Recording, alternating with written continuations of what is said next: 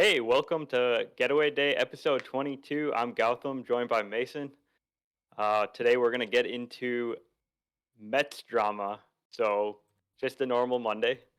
We're going to get into some other This Week in Baseball stuff, and then we're going to hit on some underrated players um, having really nice 2021 seasons that may be going slightly overlooked. Before we get into it, how are you doing, Mason? I am doing just fantastic. It was a great weekend. Got to see my parents, hung out with them. Went over to the antique mall because I'm an old man and I like antiques. Your So favorite? it is my favorite. I bought some cards this week that are not necessarily cards I would be searching for in packs. I got a Deion Sanders rookie card from 1990. Picked up an Alec Burleson first Bowman Chrome Sapphire. He's a really good young prospect for the Cardinals that's starting to take off, and I don't think anyone's really looking at him yet. I got a football card over there that I'll show you later, but I don't think anyone on this podcast necessarily cares. So, yeah, how was your weekend, dude? Pretty good. I visited Colorado for a wedding, so got to get my first experience in the state and got to catch up with a lot of old buddies from high school that I hadn't seen in a while. So it was awesome, and I was really glad that I went. So coming back from Colorado, you're now aware of some of the prep and care that we have to take if we go to Rockies game, right? You hydrate a Yes, lot. Hydrate hydration before you is get there. key. Yes, Take chapstick. You take lotion with you. It dries you out. yes. I'm still So recovering from the after effects, and my lips are on fire from dryness. and I'm guessing the alcohol at a wedding probably doesn't help with that, does it? Not really, but um, it all ended well, so That's that's all that good. matters. Yeah, and so you didn't really get to watch a whole lot of baseball while you were out there, I'm guessing. No, not much. Well, But you missed out on some stuff. Let's just say yes, that it that's was what a I've heard. crazy weekend. Yeah, so we'll get into the Met stuff first. So Sunday, uh, Javier Baez playing for the Mets um, hits a home run, um, two-run homer, and as he's crossing the plate, he does a two thumbs down kind of salute to the crowd in celebration. And then after the game, they asked him, "What was that? What was that thumbs down thing?" Um, and he basically said that it was a message to the Mets fans that have been booing the team's performance recently. Obviously, the Mets have not been very good over the past month. They're 8-19 in August. Um, Baez himself has kind of struggled in his short number of games that he's played with the Mets. He's hit 210, just 4 home runs in 17 games. So not a whole lot of production from him. But what's your take on this kind of weird thing that happened? Yeah, it's I don't know. That's a really weird situation. So I guess you got to start out with it's New York. New York fans have incredibly high expectations coming into the season. With Steve Cohen saying we're gonna try and win a World Series in the next 3 years, he starts putting down money. Sandy Alderson goes and trades for Francisco Lindor. Um, he goes and makes these other moves that immediately make the Mets look like they're going to be contenders this year. And the expectations are through the roof for this team. And they played not great really at any point this year, but they were winning the division for about half the season.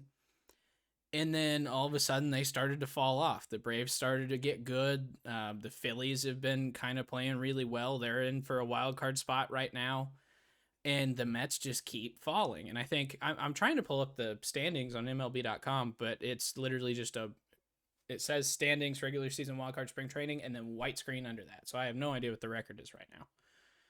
But I think they're Yes, the like, Mets are they're 63-67. They're 7.5 games out of first. yeah. Um, So this is so a they're team that was expected to be 6, 7, 8 games above 500, not 4 games below 500. They were expected to be winning the division not in third place, fourth place. Yeah, they're in third place right now. So Yeah. And so I understand the fans. I would be furious. I mean, hell, I'm furious at my Cardinals right now, and they're doing better than the Mets are. So like, I get it. At yeah, the and that's the same, thing. Like that's what being a fan is, right? It's you don't have to be rational about it. You just feel what you feel, and you show off your emotions at the game, right? You yell at exactly. the players, you cheer, and that's just Well, the fan experience. and booing is part of the New York sports culture. Like St. Yeah, Louis doesn't really boo that much. We just don't. I you guys think think you're better than us. no, Yeah, we're just too old that we don't have enough energy. Like the average St. Louis fan is a little up there, so they just don't have the energy to cheer when we do good things and then boo when we do bad things. So we don't. I've been to Cubs games. Cubs fans don't really boo that much either. There's all these other storied franchises with equally high expectations that don't. So it is kind of a Philly and New York thing specifically, is kind of what it seems like to me. So, and Javi in his statement said that it's not helping the team at all when fans are booing every single time that something bad happens. Not just like the things that are like really really bad. Like if a guy strikes out and the team is winning by 10, they'll still boo him. And Javi's saying that's not helping. And he's right. That's probably hurting the clubhouse culture a lot because they're all like, no matter what we do, we can't get our fans to like us. So I get it. He's probably not going to get re-signed to the Mets now. Um, I think he has every right to speak his mind and come out and say, hey, we get you guys are upset. We're upset too. But you booing every single thing doesn't help us. If you want to help us and we want to do this together, be more supportive. Help us get through the funk. Don't make the funk worse. yeah. He has But every right to do that. Maybe doing a thumbs down whenever you do something good maybe isn't the right way to do that. yeah, that seems like a But little bit of just kind of childish way it was petty. to yeah counteract what the fans are doing. And the fans are like kids, right? You Yeah. tell them not to boo, they're gonna be booing even more. So it's not like anything he says about booing is gonna really make a difference. Yeah. And like it's he's a professional. He it's just a part of his job to kind of tune that out and do his job. Like the booing may affect him, but it's an occupational hazard. Well, and I'm not 100% certain that it's really him that's the one who's most hurt by it. No, he I and think he he's himself is just saying that he's not. well, yeah, and I mean people say things they don't mean all the Yeah. time, but at the same time, I've seen Javi get booed a lot. Oh yeah, it's not like He's used he to it. wasn't booed before. There's Yeah, other guys on that team that are not used to that. And he's kind of a leader in that clubhouse, it seems like already, because it was him, Francisco Lindor, and Kevin Pillar all did the thumbs down. It wasn't one guy. right. And they're all It's veteran players. They've all had a lot of major league experience. So yeah, it's not like one's won the World Series, one lost the World Series to the other. Kevin Pillar has been around for a long time. I don't know, but um, and they're all very well respected players, and I kind of think if it's those three that are saying that it's a problem that the fans are as negative as they are right now, and it's affecting the team, it probably is. But they yeah. needed to And then figure out a different way to convey that. right, and then we haven't even gotten into Sandy Alderson's response. I have the statement pulled up. Do you want me to read any Yeah, of it? go ahead and read whatever section you think is relevant. Uh, so I'll read the last part, but I'm gonna summarize the first part. So basically, he says that Javi stated in his press conference that thumbs down was a message to fans who had booed him and other players for poor performance.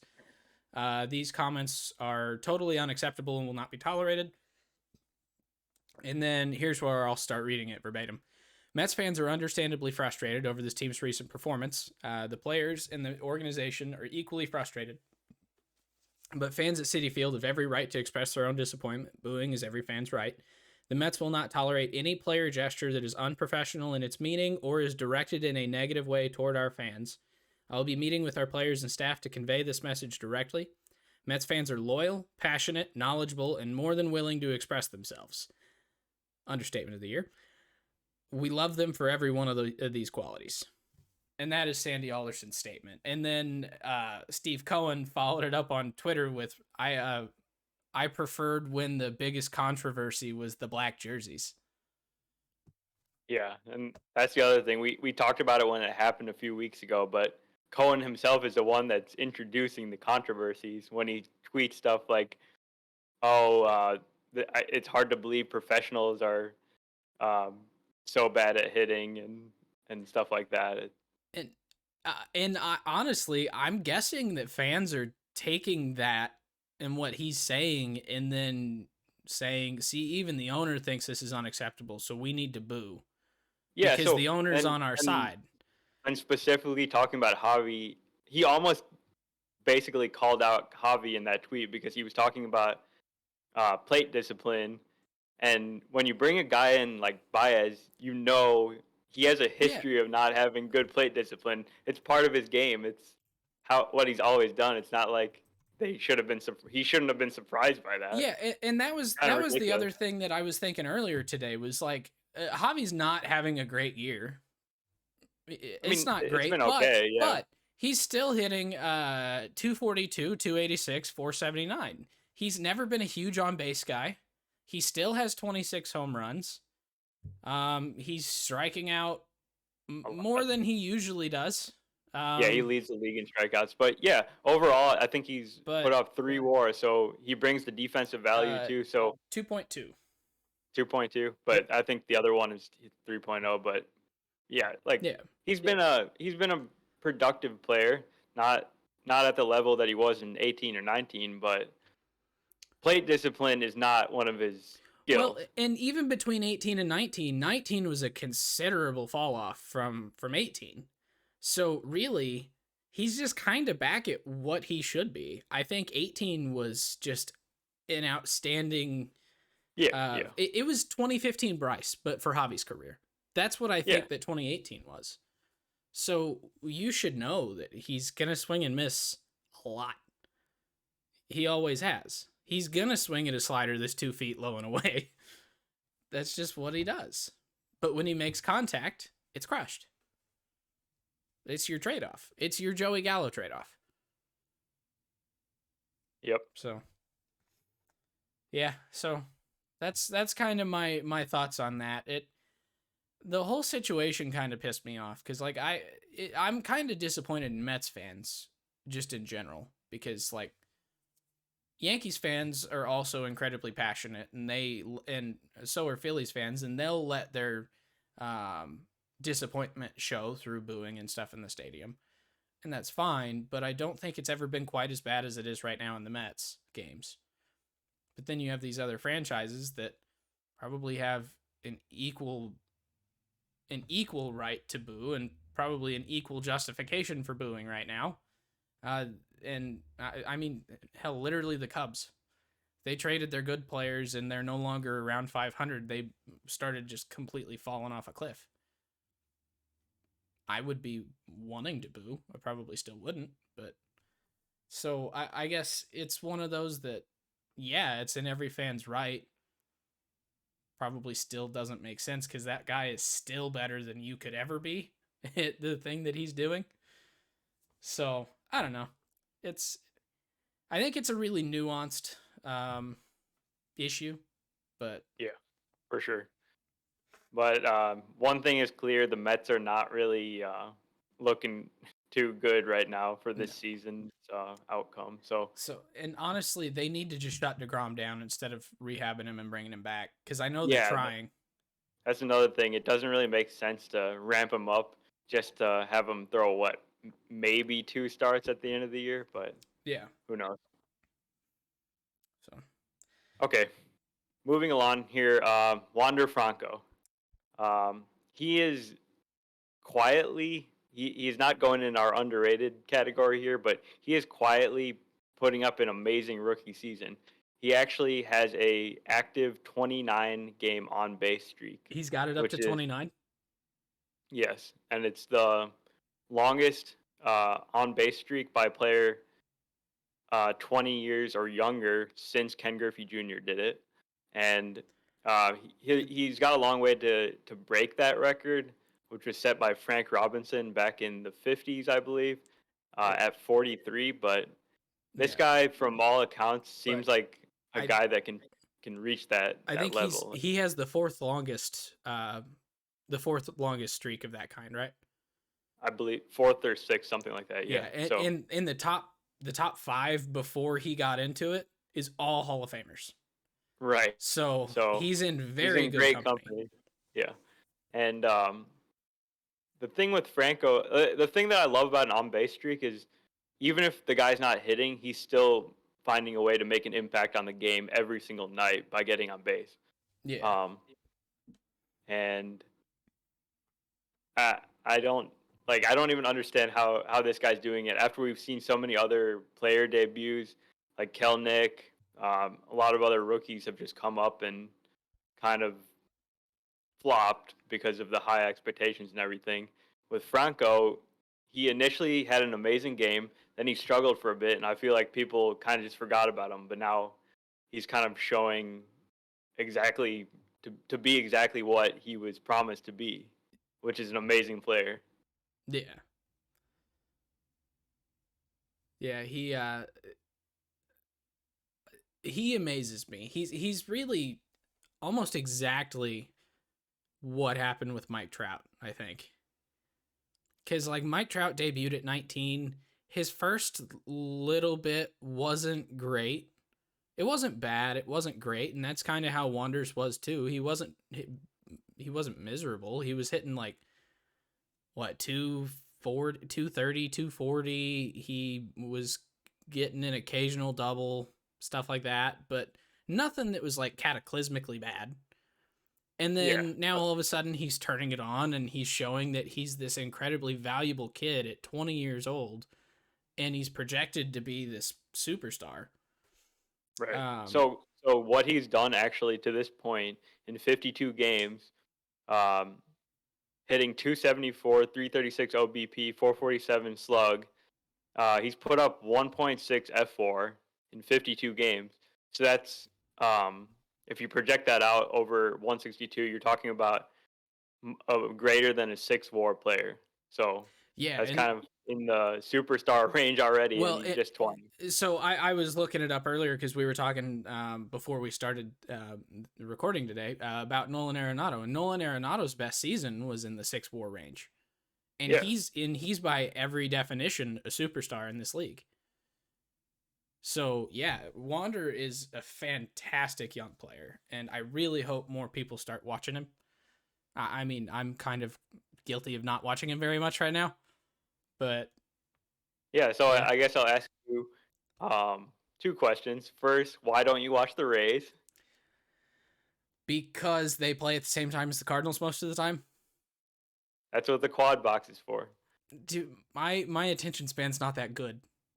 The I've double box. yeah, that's fair, but I also usually need like 4 different things on my screens at one time. So I don't have enough room for a double I'm box gonna that's shame still you until visible. you start watching Rays games more often.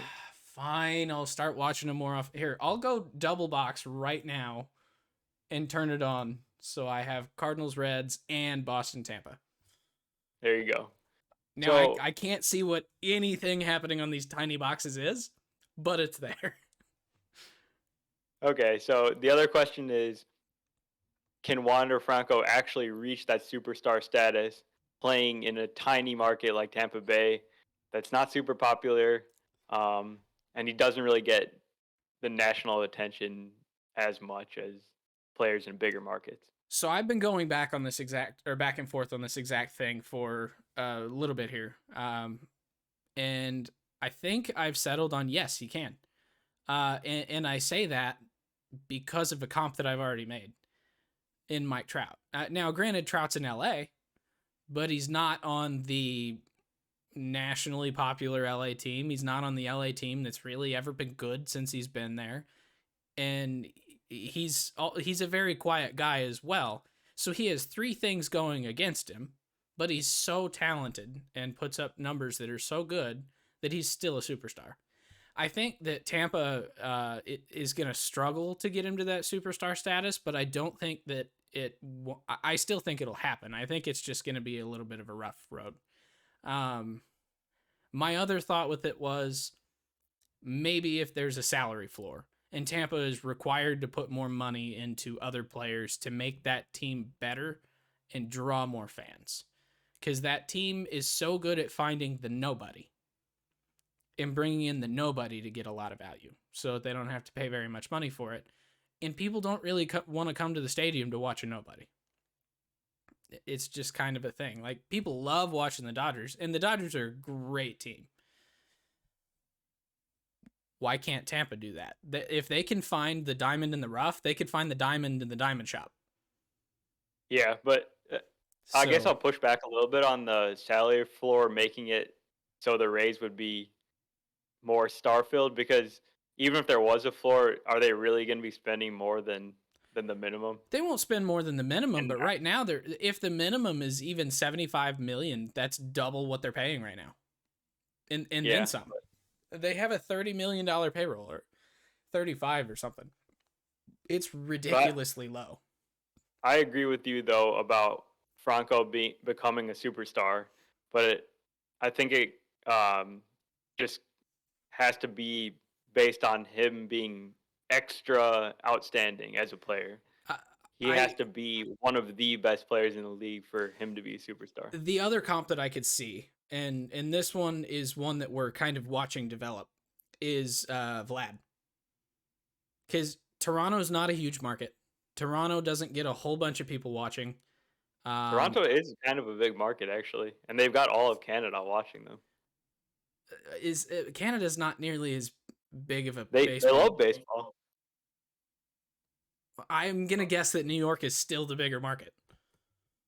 Well, yeah, but I mean, Vlad's a little bit different because he's kind of already got a legacy, right? Yeah, and being a legacy player. Yeah, I mean, Wander was a super hype player, so you can't say that's different. The difference between the two is that Vlad is from a legacy family. It's really the only difference.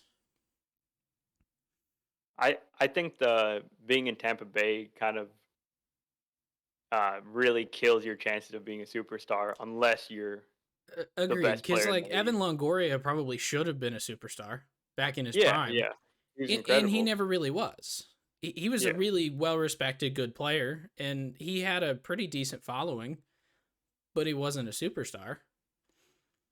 He was kind of what who would be like the guy now that would be right there in that same conversation as Longo in his prime. I don't know, Sal Perez, maybe. Sal Perez would be right in that group. Granted, I think Sal should be a bigger star than he is, but I would argue they're in the same level. Right. It's kind of like a player, a star player that's on a bad team. So like a Ketel Marte. Yeah. Type guy.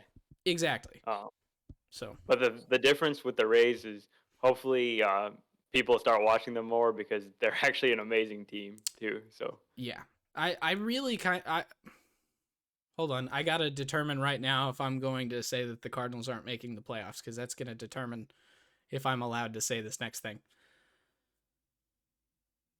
I'll say the Cardinals aren't making the playoffs for you. Thank you. I really hope the Rays win the World Series this year. Like, I don't want them to, from the standpoint of I don't want them to win a World Series by not spending any money, because I don't want them to prove that that's a thing that everyone can do. But at the same time, I really want them to win a World Series because I think that will bring more people to watch them. Yeah, you would hope so. And like last year, we saw when Arozarena had the crazy postseason. Yeah, that was the big talk of the whole playoffs. This year, they've got so many good stories besides Wander. Do you know how many home runs Brandon Lau has? He's at 30 almost, isn't he? He has 31 home runs, and I don't think many people know that. No. So And Brandon Lowe has always been a great player. Yeah, he's been pretty solid. Yeah, but definitely the better out of the Lowe Lau combo. Yep. Yeah. Okay. You're ready to move on from the Rays? I am. I can talk Rays all day, but so I have a couple of so I've been talking a lot about records the last few weeks. Just records that we've been seeing, records that have been being passed. I have 3 that I think I want to mention. So first off, Chris Sale is back. Like he's just back in general. He's dominating again. It's great to see. He has now tied the record for career immaculate innings. That would be an inning with 3 strikeouts on 9 pitches. He has tied the career record with Sandy Koufax at 3, which doesn't seem like a lot, but that is so incredibly difficult to do. That having 3 is nuts. And yeah. I kind of think he might get 4 at some point. Yeah, with his stuff for sure, and that crazy sidearm slot of his arm. Yeah. Did you see some of the pitches that they were swinging at? They were like well above the zone, like closer to head level. No, it was pretty ridiculous. Admittedly, I haven't actually watched the immaculate inning yet. I need to. Oh, there were at least 2 or 3 pitches that were nowhere near the strike zone, but they're so deceptive that people are swinging at them anyways. Yeah, but no, he's nuts. Like if he could stay healthy, and if he'd stayed healthy throughout his career, we would be talking about a surefire Hall of Famer. Yeah, but I think hopefully he's still got plenty of time to make that case. I think because he's only around 30, 31. Yeah. Yeah, I just worry with the injury history he's had so far that he won't last an incredibly long time. He's not going to last till he's 40. So I think probably 36 is, I'm guessing, going to be around the end. So, now in the middle of what's a record sandwich, good record, bad record, good record again. We have the bad record. My St. Louis Cardinals are now tied for and about to break a record. They have walked in 28 runs with the bases loaded this year, which ties the 1999 Mariners. The 1999 Mariners as the most bases loaded runs walked in. And the way we've been pitching this year, we're probably going to do it again. Heck, right now. Oh no, we're hitting. Never mind. I saw there was a man on first and third. It's like, yeah, we'll probably walk him and then walk in another guy, but thank goodness we're at the plate. And then let's see. So the third record is actually more of a record watch, not a record that's happened. So, you know what? I'll wait until the next segment to talk about that. Yeah, I'm going to do that. I'll wait on that one.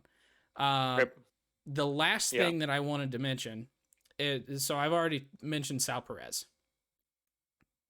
The dude is homered in the last 5 games. He's going crazy this season. People need to be watching Sal. He's on the Royals, but watch him anyway. Yeah. It's crazy that a catcher has 38 home runs. He's now, second in the league behind only Shohei Ohtani. Who is it, 41? 41, I believe, yeah. Yep. So, yeah. What happened with Sal Perez last year when he just hit a bunch of home runs, and then this year he has not stopped at all?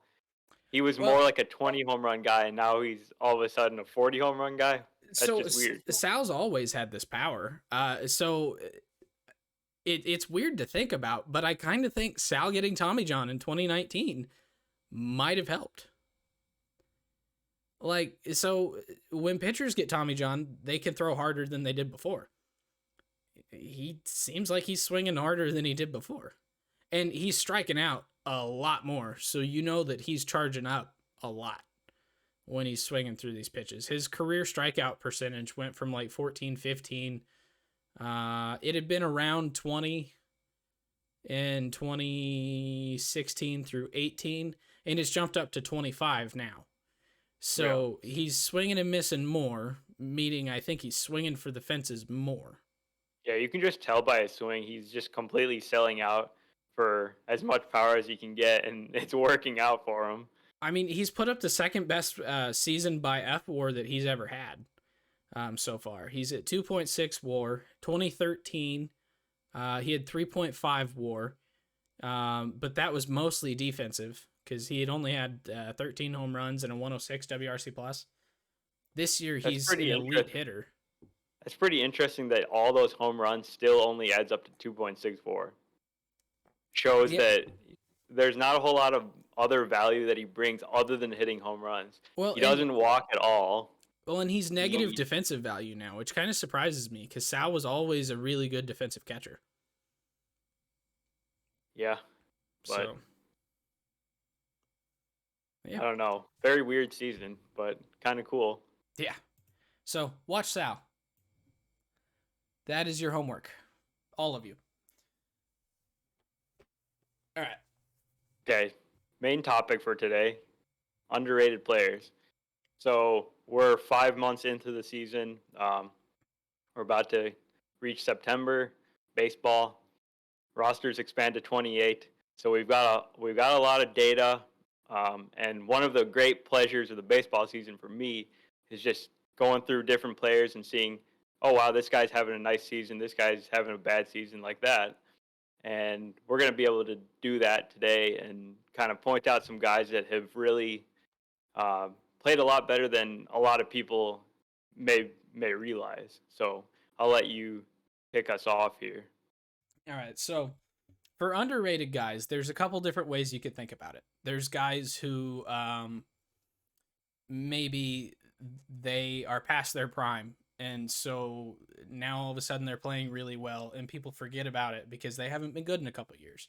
You have guys that they were never uber prospects, but they're like rookie, second year guys, and then they're putting together a really good season. You have guys that are like in their prime now that were never a big name, were on a small market team that are going off and have been good for multiple years. You got all those types of guys are all considered underrated.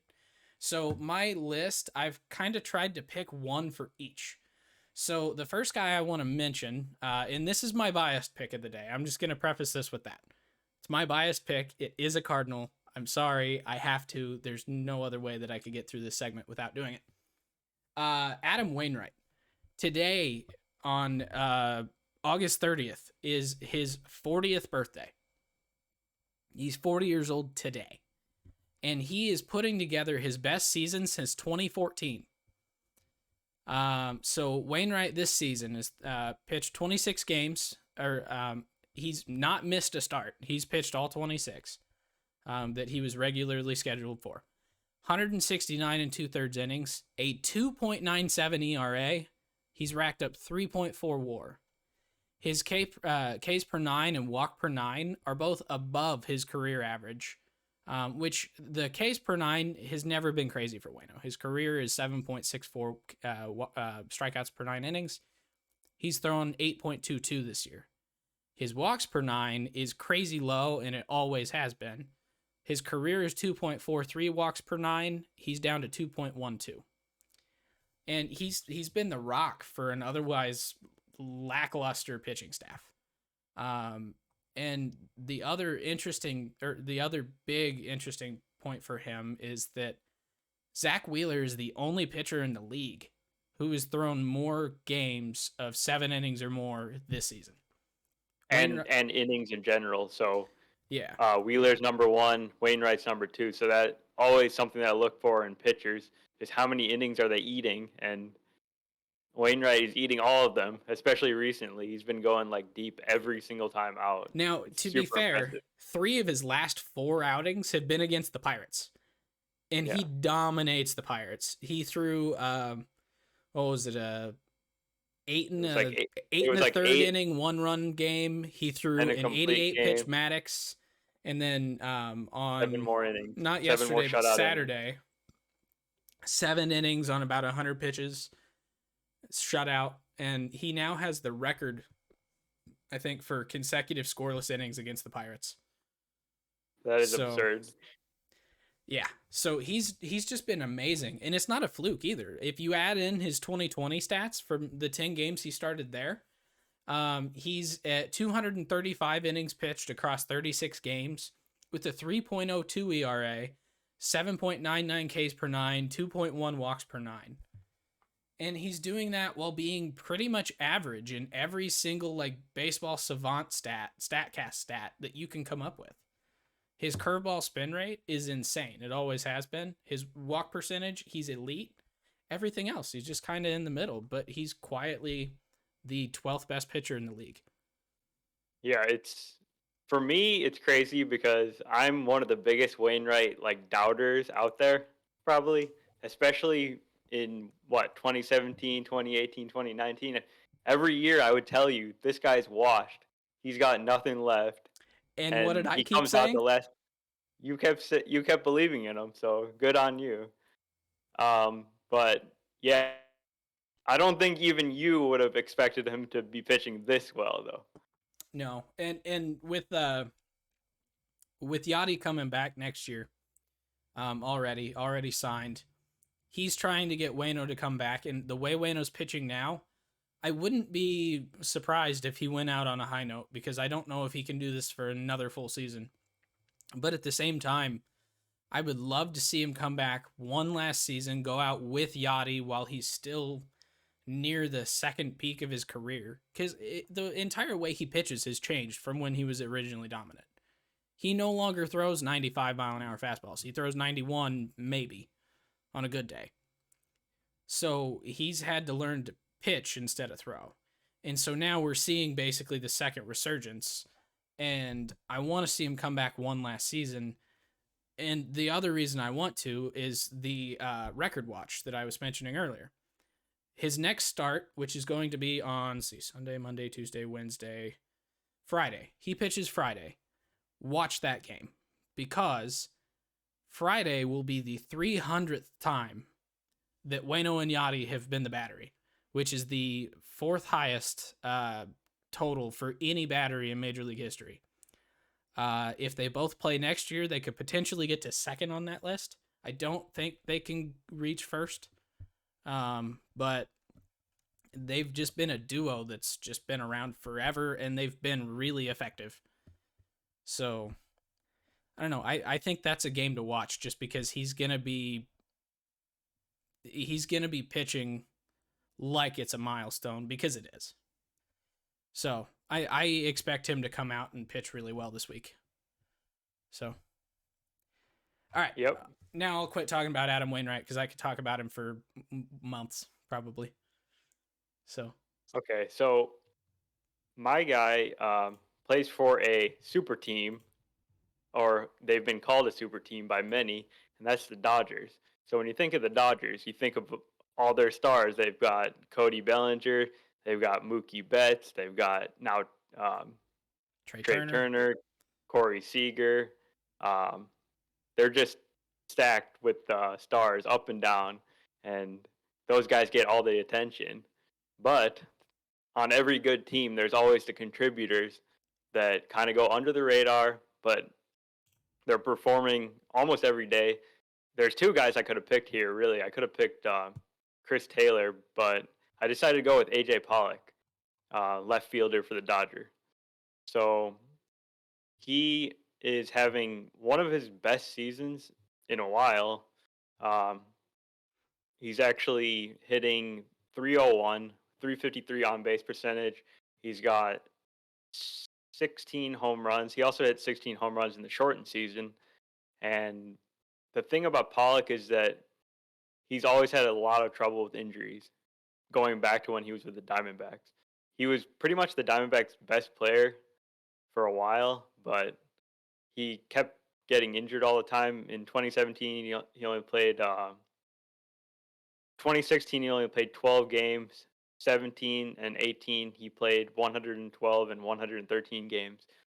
And then he signed a huge contract with the Dodgers for 5 years. And then he only played 86 games his first year in 2019. So I don't think a lot of people were counting on him to really contribute that much to the team. He's just kind of a guy. But the thing with Pollock is that when he plays, he's really good, usually. And the last 2 years now, it seems like he's been able to stay healthy for the most part. He played 55 games last year, and he's played 102 this year. Um, he's just he's what right now actually a lot of the star players, Max Muncy included, is really struggling, and then Pollock is kind of keeping them afloat right now. So I Yeah, think he, yeah, go ahead. I was just gonna say I don't have Pollock's stats or anything pulled up, but AJ Pollock is one of those guys that it seems like every time I turn on a Dodgers game, he's the dude that's doing the thing. He's the guy that's hitting the RBI double. He's the guy that's hitting a timely home run. He's making a really good catch in the outfield, and he's one of those guys that I always forget is even still in the league. Like, Yeah, yeah, he's like the epitome of an underrated guy. yeah. But so Okay, yeah. Let's hear your next guy. all right, so my next guy, I'm gonna go out east. I am switching to the American League, and we are going for Kike Hernandez. So Kike is 30 years old. He's been a utility guy for pretty much his entire career. He's played a little bit of every position when he played for the Dodgers. This season, he's played 4 different positions in center field, second, third, and short. However, he's only played like 8 games at third and short. He's been playing primarily center and then second every like third day or whatever. So he's playing premier defensive positions. Offensively, he has a 118 WRC plus, so nothing crazy, but still above average, with a 258, 346, 465 slash line for an 811 OPS. But even with only a 118 WRC plus, he's put up 3.6 F4 this year. 17 home runs, 58 doubles. And so his WAR is coming a lot from defense. But with that 17 home runs, 58 doubles, walking 10% of the time, and really not striking out that much. I mean, 18% strikeout percentage. He's been a really valuable player to that team. And his StatCast percentiles, every single StatCast stat that they use, Kike is above average in every single one of them, with the exception of barrel percentage, which is 46% or percentile. And he is elite for outfield jump at 100%, meaning that he is the best at getting a jump on a ball. So in center field, he has so much defensive value that he's just an incredibly underrated player, because I think everyone kind of wrote him off this year. Yeah, and I mentioned it pre-show that you kind of got this one completely past me, and that's pretty hard to do because I feel like I usually have a pretty good pulse on what's going on around the league. But I know he started the season kind of rough, and then he's definitely kind of made up for it, and I didn't even realize it. Yeah. I mean, hey, that's why we're here, right? Oh yeah. So, all right, who you got for your second? Okay, so my second guy is also on a really good team, and he's surrounded by some other stars, but he's quietly having a really good season. I just don't understand why people are not talking about him. And that's Yordan Alvarez of the Not who Astros. I was about to guess. Yeah. So, I mean, there's underrated players everywhere. So, this guy, he's put up 3.1 WAR. He's only played 28 games in the outfield, and he doesn't really bring much defensive value. So, that's all with the bat as a DH. He's got 28 home runs this year, 285 average, 347 on base percentage, 544 slugging. Um, and that's kind of just following up his rookie of the year season in 2019, which he's not quite at that level. That was just absurd how good he was, hitting 27 home runs in 87 games. So people are thinking he's like the next like Babe Ruth or something. But um, what this guy has done in just this very short career is pretty absurd. That his career WAR is already at 7. He's 24 years old. Um, his OPS is um, I can't find it here, but basically if you were to stack them up with some of the guys that have a similar career OPS, you're talking about guys like active Uh, guys like his Mookie OPS Betts. is 891. Okay, yeah, so 891. So he's just around like Mookie Betts, Freddie Freeman, Giancarlo Stanton, guys like that. So What for the he season or for career? Sorry, I missed that. for career, yeah. Oh shoot, it's higher than that. Oh Let's yeah, see. I think you're right. It must be in the mid to high 900s, right? 966. 966. So now you're talking about players like um, Larry Walker, Frank Thomas. So some all-time greats there. You're talking Hall of Famers right there. Not Yeah, potential will be Hall of Famers. Like they're in. They definitely deserve to be there.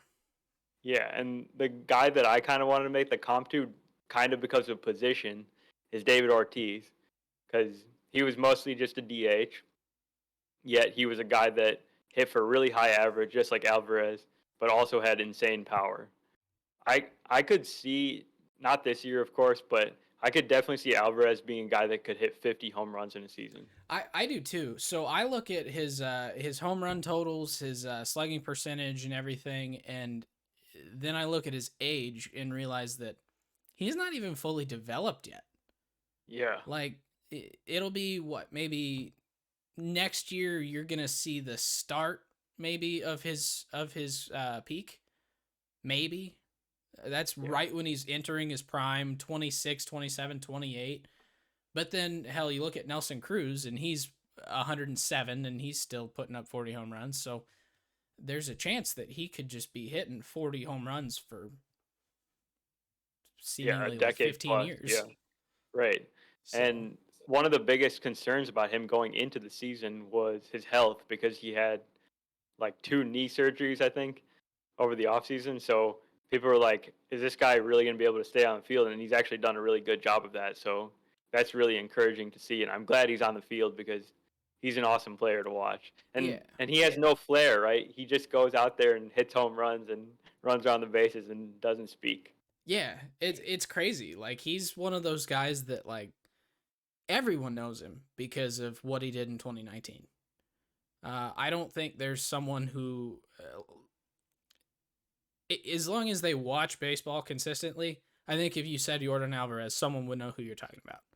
They might not know him very well, but they know the name. If they collect baseball cards, they know the name. And he's one of those guys that just like he's kind of like a Mike Trout, but not I'm not saying he's as good as Mike Trout. I'm just saying he's kind of along those same lines as far as he's not flashy. He's not trying to be a household name. He's just playing baseball. And holy shit is he good at it. Yep. So, Yeah, and I think he's going to be a huge key for the Astros this postseason. He's a guy that can just, I feel like he can just put the team on his back and just have a crazy October. yeah. And the thing that gives me a lot of hope for him is just watching David Ortiz kind of was the first time that I really thought that a DH could be special. Cuz other than that it was like you would put maybe your aging slugger in there. You would put Some guy that can't field or yeah. whatever. Yeah, as long as he's a productive hitter, you put him in there, but there was never really any like superstar guys that only hit. And David Ortiz was the first one, and Alvarez is a bad defender. I think we The can both first say one that. was Edgar Martinez, but other Yeah, than that, Poppy. yeah. So Edgar, David Ortiz, and Yordan Alvarez, and I think those three could be probably the first three DH Hall of Famers that we'll ever see. I really hope Big Poppy gets in. If Big Poppy gets in, then I think it opens the door for Alvarez if he puts together an amazing season. Granted, he's only in year 2, subset A, because he missed 2020. Isn't Poppy gonna get in for sure? You Isn't would he like a think, shoe? you Yeah, would come think, on. but there's Yeah, no DHs in the hall is the reason why. And there's people that Edgar, sit there and right? say he's not in Edgar's the the hall. first. Yeah, he is. Is he? Well, Yeah. then he wasn't a DH for the majority of his career then. Yeah, he was. I could have sworn that there was not a guy who had like primarily been a DH that was in. Yeah, he DH for most of his. When did he get in then? Because that was like the biggest knock that people had against Big Poppy for the longest time, was that he He didn't got ever play in voted the in field. 2019. Oh, in 2019. Okay. Yeah, I guess I kind of forgot about 19 or that class. Who else was in that class? Was that Jeter or was Jeter 20? Jeter was 20. 19 was Roy Halladay, Edgar Martinez, Mike Messina, and Mariano Rivera, and Lee Oh, Smith. okay. Yeah, I forgot about him then. Edgar Martinez was just kind of the last guy that, well, a second to last guy I would think of out of that entire group. Because Mariano Rivera is like the guy that you think of with that class then, and Roy Halladay getting in after he died. So it's kind of unfortunate for Edgar because he was such a good player, and like I didn't even realize he was in the Hall. I'm a terrible fan, but But yeah, I guess that's how DHs kind of go under the radar because they don't play the field, and I don't know, people just forget about them. yeah, yeah. So All right, we'll move on to your next guy. all right, so my next guy is underrated in the sense that he wasn't a huge prospect. I think he was a good prospect, but never insane. Um, he plays for a bad team. He's in only his second year, and he's a defensive first player. So people just kind of forget that he exists in the same way that people forgot Colton Wong existed for years. The same way that Harrison Bader, they just forgot existed for years. Kevin Kiermaier. Well, my pick is Nicky Lopez, 26-year-old shortstop, second base guy, but I think primarily shortstop for the Kansas City Royals. He's only got a 102 WRC plus, only one home run, but he's got 3.4 WAR and a 392 average. His if I say just his average, you go, wow, that's crazy. How is he not better than that? Well, the rest of his slash line is 292, 327, 349. So he doesn't have any power whatsoever, which is evidenced by that one home run. But Nicky Lopez has 18 stolen bases. He walks 9% of the time. He only strikes out 14% of the time. He's got a 343 BABIP, which is not a fluke. It's not crazy high, I guess, but it's still a pretty really good BABIP. That ball is landing most of a third of the time whenever you put it in play. His whiff percentage is elite. His chase rate is great. Sprint speed, 77th percentile. So he's fast. And then his outs above average is 99th percentile. So he's so good defensively, and he's very much in the same realm as like a Nick Madrigal type of guy who's going to be back next year for the Cubs now that he's been traded over there. A guy that I think is really underrated because his bat is not insane, but it's very valuable. Him being on base, him in a leadoff position for a team that can drive him in would be crazy. And then add in the fact that he's probably one of the best defensive shortstops in the league right now, and he's only 26 in his second season. I mean, Adalberto Mondesi doesn't have a starting job again for a reason. I think he's also been hurt a little bit, but yeah, the only reason he's not playing is because he keeps getting hurt. Yeah, but so Lopez has done an amazing job just filling in for him at shortstop for a lot of the season, and yeah, he brings those contact skills, and the stolen bases in the recent weeks have been crazy. He's had like a 3 stolen base game, a couple 2 stolen base games. So the Royals just kind of let him run wild, which I love about the Royals. So they're doing with him what the A's are doing what with they Marte. did with Mondesi last year. Well, and what the A's are doing with Marte. Yeah, just let him go basically every time he gets on base. Yeah, that's going to be so good for that team. Just letting him, and if Mondesi can get healthy, those two up the middle, as long as they can get on base. And Mondesi's had his issues, but we're not talking about him today.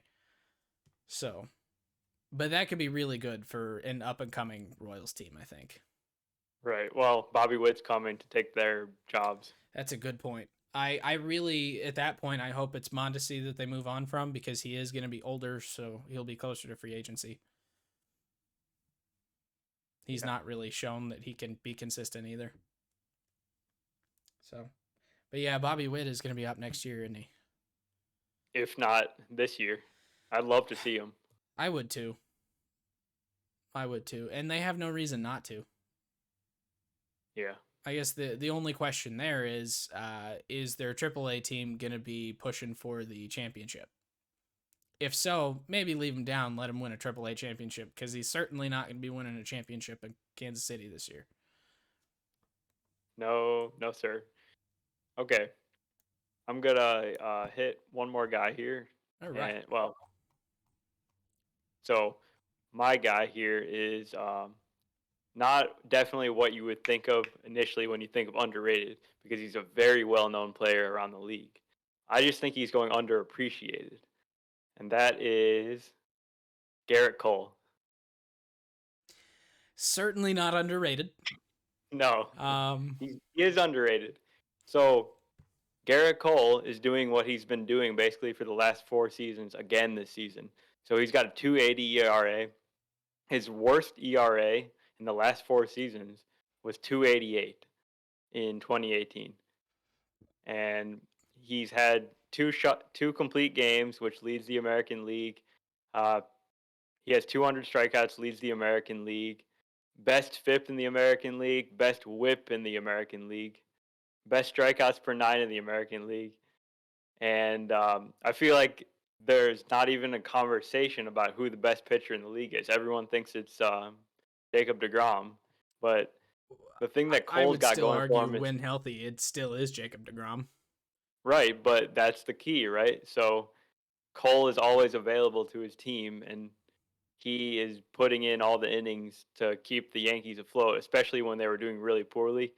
He was about the only thing going right for them, and he pretty much kept them in a position where they were within striking distance. Obviously, they've gotten super hot recently, but Cole is kind of that steady guy that you know pretty much what you're going to get out of him every 5 days, and it's going to be probably a really good start.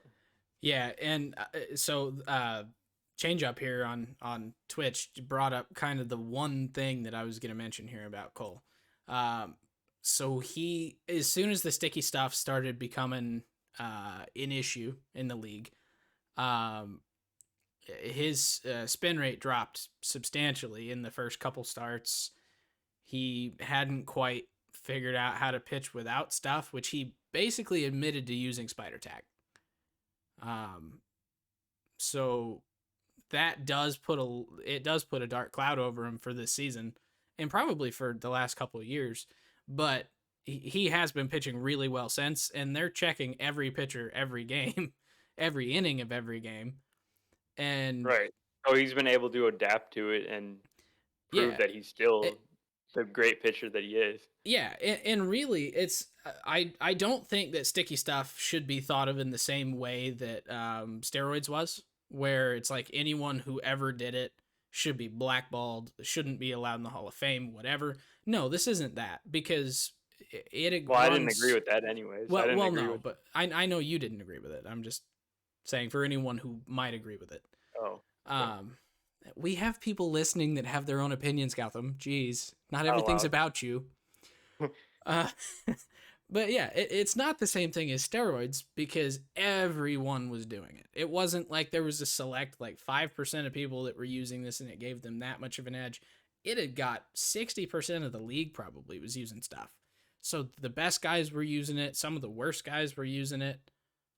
So showing that he can adapt and still be dominant after it starts being cracked down on, and he's not still trying to use it. Yeah, he's fantastic. And I guess I think I'm on board with you now that he deserves to be talked about in the segment.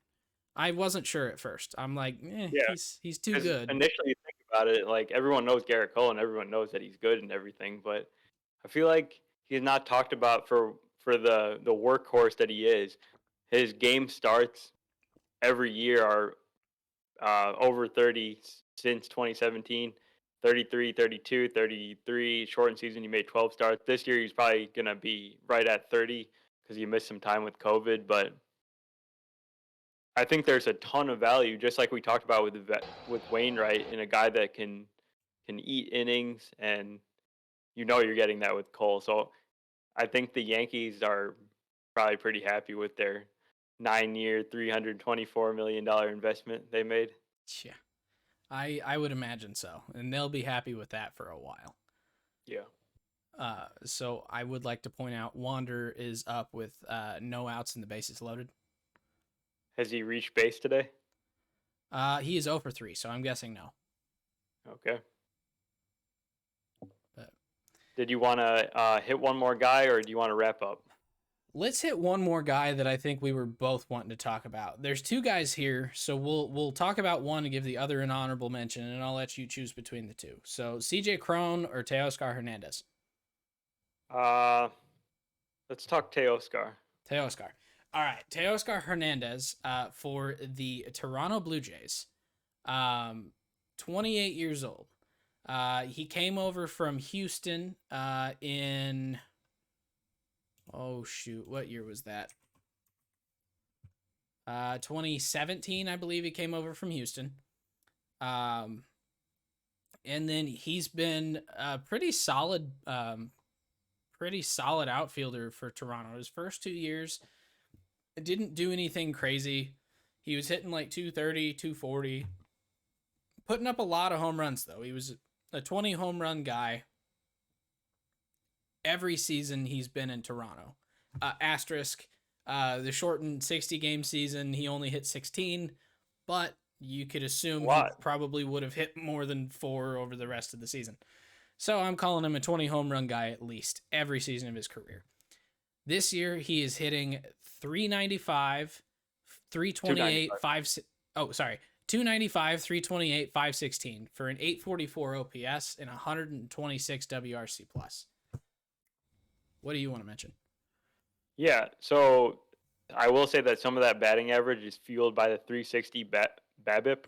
But in 2020, he had the amazing season, and a lot of people had some doubts about him because they were like, he's hit for really low averages before. This seems like kind of a fluke, but he's kind of showed that he's legit. He's like a really good player, and he's definitely going overlooked on his own team, kind of like Polluck, because of the seasons that Guerrero and Simeon and Springer, when he actually plays, are having. Yeah, in the kind of expectations for Bo Bichette. He's been better than Bo Bichette by some measures, you could say. Well, that's why I said expectations for Bo. Bo's a great player, but he's not hitting superstar yet. And I kind of think Teoscar is right kind of at that, should almost be considered a superstar. He's just overshadowed by someone on his own team. So yeah. And I do like that he's kind of worked on his striking out a little bit, because he was a 30+% strikeout guy, and this year he's got it all the way down to 25%. So maybe there's some even more room for growth going forward. We'll see. Yeah, and he's got 9 stolen bases too. So like, he's not fast necessarily. He's not going to steal 60 bags in a season. Granted, I don't think anyone's ever going to steal 60 in a season again unless Nicky Lopez and Adalberto start doing it. Starling Marte, full season with the A's. Let's do it. I'm down. I'm down for that. But yeah, Teoscar just makes an impact all over the field. He's not a great defender, but he's not a horrible defender. He's not a great base runner, but he's not a bad base runner, and he gets you a couple steals. He's a great hitter. And now he's done it 2 years in a row, and he's only 28. I kind of wonder, and I've kind of been thinking this throughout the whole season, he's just kind of entering his prime. I think he's got 2 more years of really it being him in his prime, potentially. And so this 290 guy might actually be who a mature Teoscar Hernandez is. Yeah, and the Blue Jays will definitely, be counting on him in the coming years, and they're kind of on the rise here with Bichette getting better, Guerrero getting better, having Springer for a number of years in the future. And yeah, you expect Cavan to improve a little bit too. Then you've still got a really big prospect in Jordan Groshans. Even though they've traded away Austin Martin and Simeon Woods Richardson, but yeah, they're going to be relying on him, especially since they traded away a college bat that was their top prospect that probably could have been coming up in 2 years. So that does put a lot more, I guess, emphasis on his importance to that team. yeah, and that shows kind of that they believe in him too. So yeah, so cool. Let's see. I think I had one other thing. Yeah. So, Teoscar's Statcast rankings. He is elite in every power and contact category. yep. Not so much in his whiff percentage or walk percentage or strikeout percentage or chase rate or anything. He's pretty well, according to their scale, he's poor. Let's just say that at K percent, walk percent, whiff percent, and chase rate. Actually, he's a lot faster than I thought he was. He's in the 84th percentile for speed. So I guess maybe he should be stealing more, and so 9 wasn't impressive. But yeah, no, he's 96th percentile max exit velocity, 86% hard hit, 88th percentile for barrel, 89th for average exit velocity. I kind of think he's not reached his power peak yet. Could be. So yeah. We'll see. I'm friendly wager. I think he puts up 32 home runs next season. I could definitely see it. So, but yeah. Yeah, I think this was a great chat here. There's a lot of underrated players in the league because there's so many players. I feel like we could keep going on and on, but yeah, we'll have to cut it off pretty soon here. Yeah, I was gonna say the honorable mentions that almost made this segment were CJ Cron, who is just crazy good at home for Colorado. Really, the only reason to buy a ticket. And Tyler O'Neill for the Cardinals, who's been a lot better than his numbers, or than even so his numbers are a lot better than even people's expectation, I guess, watching him play. So those were the 2 honorable mentions. Back to you. Yeah. So thank you so much for joining today on Twitch. We'll be available on YouTube and your podcast platforms. If you have a friend that might like this podcast, let them know. We're looking to grow our podcast here, and we really appreciate all the support that you give us. And thank you so much for listening. Yeah, and if you like our content, as Gautam mentioned, please share it with your friends. But also follow us on Twitch. Go subscribe to our YouTube page. And like our videos there. It really helps us out a lot. We do have a Facebook and Twitter, which is on Twitter, I believe it's at Getaway Day Pod, and Facebook is at Getaway Day Podcast. So we post our videos and stuff there, links to it so that you can always find them. Yeah. So thank you very much.